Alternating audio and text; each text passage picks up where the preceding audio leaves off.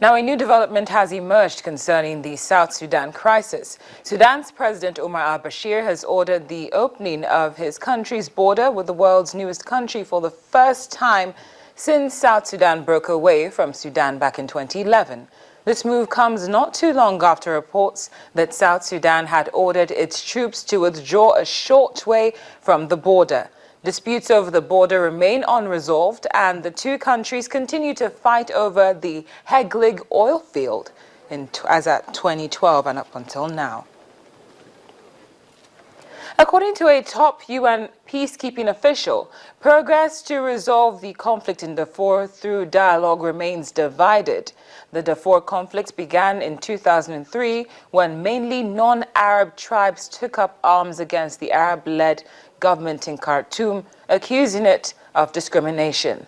The mass killings have eased, but the insurgency has seen Khartoum escalate attacks on rebel groups in recent years.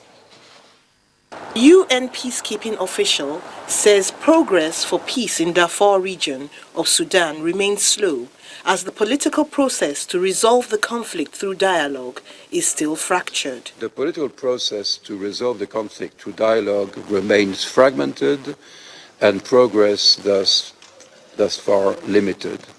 Major armed movements and opposition parties continue to boycott the current national dialogue framework.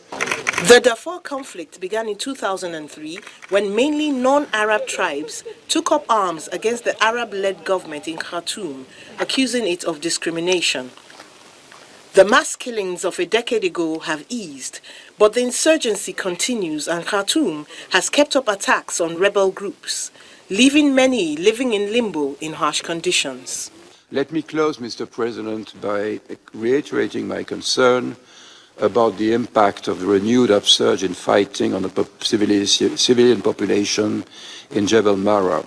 And let me express my hope that the cessation of hostilities negotiations with the participation of all the non-signatory movements, including Abdul Wahid Noor, that this will come to a positive conclusion and bring to an end the suffering of a population which is caught up in the fighting between the government and rebel forces. A joint African Union-United Nations peacekeeping mission deployed in 2007 remains in the country to protect civilians and ensure aid delivery in the region.